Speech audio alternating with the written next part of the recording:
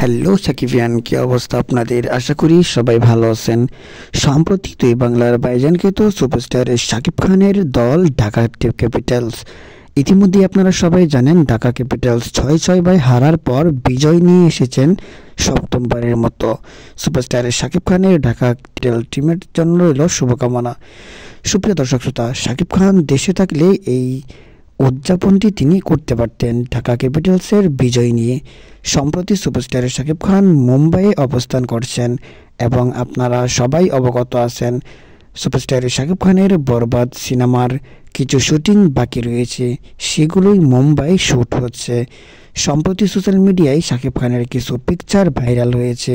এ দেখে বোঝাই যাচ্ছে সুপারস্টার শাকিব খান সেই মুডে এবং অনেক দুর্দান্তভাবে তিনি শুটিং করে যাচ্ছেন।